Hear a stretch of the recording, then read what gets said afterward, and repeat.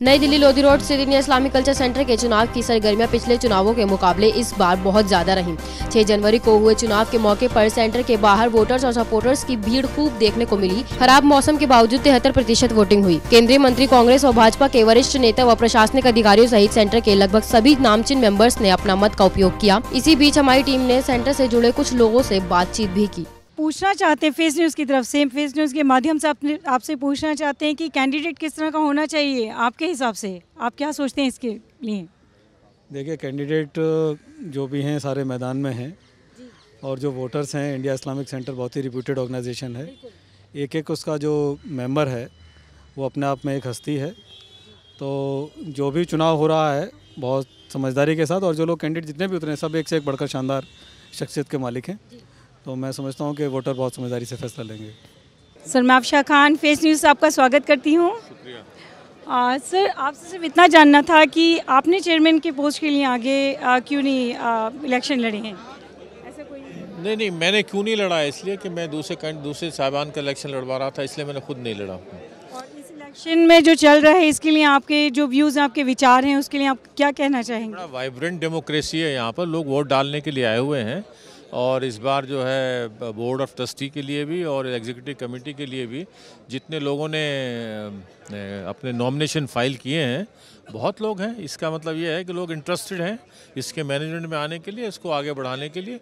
और you can see कि कितना इसे beautiful example of vibrant democracy. लेकिन सब लोग हम यहाँ इकट्ठे हुए हैं इस सेंटर की अच्छाई के लिए हुए हैं। इसमें अच्छे काम हो, इसकी बिल्डिंग और अच्छी बने, और जो मकसद था इसका इस्लाम के मानने वालों का, ह्यूमैनिटी के लोगों को उससे फ़ायदा पहुँचे, यही उम्मीद करते हैं सब। देखिए, सबसे पहली बात तो मैं ये कहूँगा कि बहुत अच्छा माहौल है, बड़ा पीसफुल इलेक्शन चल रहा है।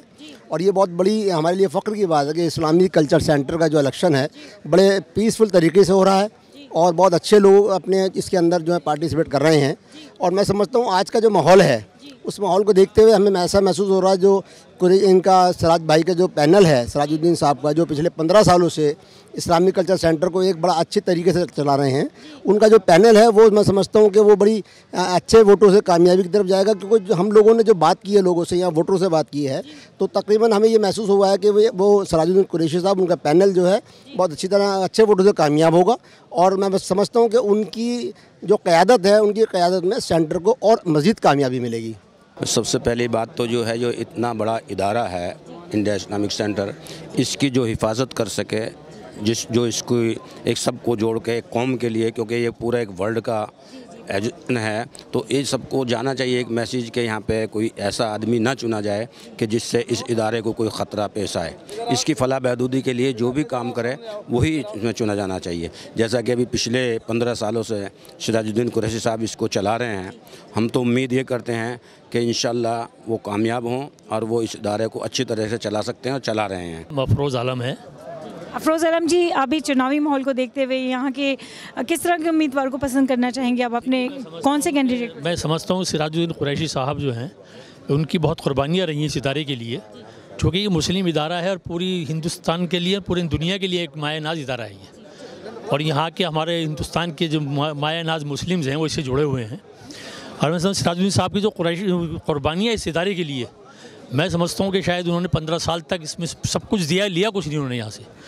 तो मैं समझता हूँ कि इस माहौल को देखते हुए जो मैंने यहाँ लोगों से मिला, उनके जो वोट डाल रहे हैं लोग, मुझे अंदाज़ा हुआ है कि सराजुद्दीन कुरैशी साहब के लिए बहुत लोग वोट डाल रहे हैं और इंशाल्लाह वही कामयाब होंगे। अंसारी जी, आपसे पूछना चाहूँगी कि हमारे इस इलेक्शन में आप किसको चाहेंगे? जो हमारे जितने भी इलेक्शन में अभी तक आपको लग रहा है, तो इसमें किसको आप भागीदार चाहते हैं कि कौन प्रेसिडेंट बनना चाहिए, और उनसे किस तरह की भावनाएं आप चाहेंगे, किस तरह से? ये तो ये this is a social organisation and it's very important that those people who are basically associated and those who can do something for the future and for the future generation, and that they should be voted, and all capable people, educated people should come so that the further development can be made towards the entire organization. अभी हमारे दोस्त ने बताया, यहाँ पर हम चाहते हैं ऐसा आदमी आए जो पॉजिटिव थिंकिंग रखे और सबसे ज़्यादा एजुकेशन पर ध्यान दे, क्योंकि मुसलमान एजुकेशन में बहुत पिछड़े हुए हैं और हम उन्हीं लोगों को प्रमोट कर रहे हैं। मैंने अपने साथियों से भी कहा है, जो लोग एजुकेशन प्रमोशन के लिए काम कर रहे हैं उनको हम वोट देंगे इर्रेस्पेक्टिव ऑफ पैनल। सच पूछिए तो इस वक्त पोजीशन कोई क्लियर नहीं है। पहले ये था कि जो सिराज भाई की टीम होती थी वो स्वीप करती थी, क्लियर आती थी। इस मतलब थोड़ा सा माहौल बदला नज़र आ रहा है। किस तरह से माहौल बदला? मतलब कि टफ कंपटीशन है, मतलब क्लियर हम किसी के बारे में नहीं कर सकते कि कौन आ रहा है वो जीतेंगे या फिर आरिफ भाई जीतेंगे, लेकिन बहरहाल कुछ है, मतलब जो कल पता चलेगा कि किस तरह क्या रिजल्ट होगा इसका।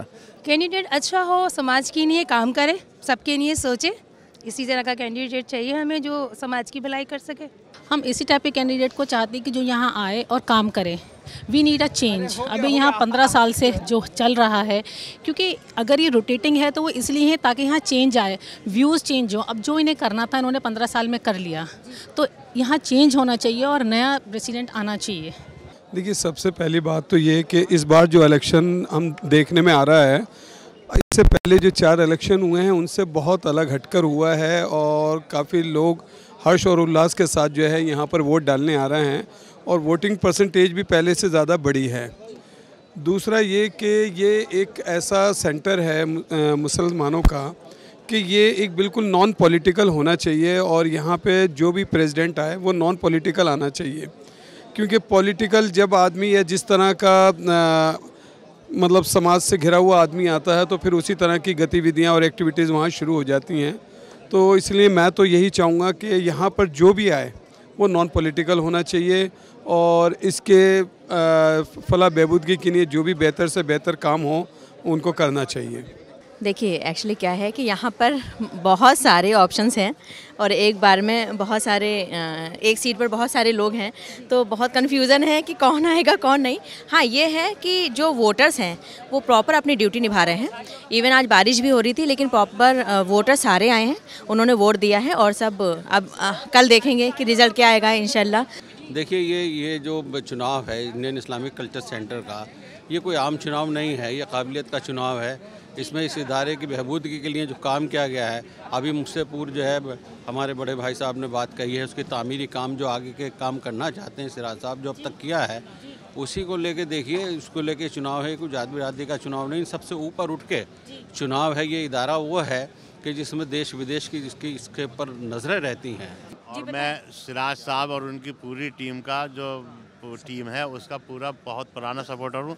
और सपोर्टर किस लिए हूँ कि वो काम कर रहे हैं।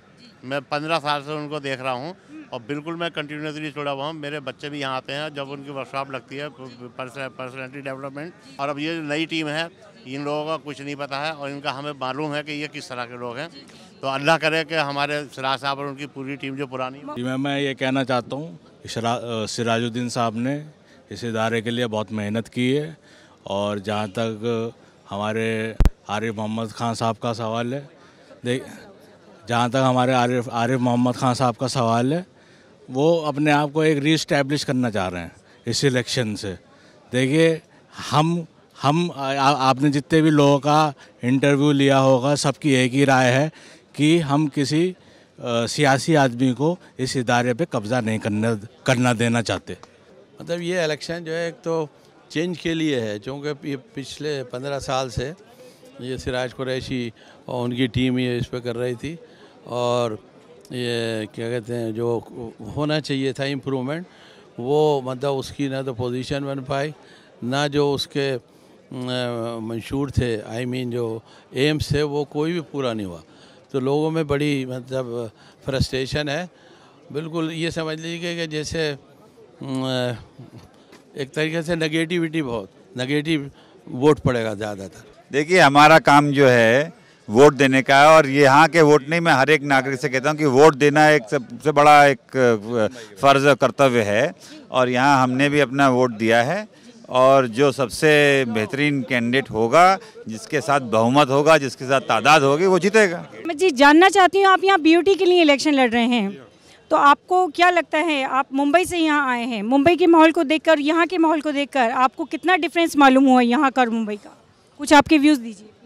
राजनीतिक तौर पे Delhi is more awareness in Delhi politically and I am feeling very very good. People are very nice and very supporting. and I am getting a very tremendous response from the all people, and I am sure I will win by the huge margin. Yeah, with Arif Bhai. Yeah.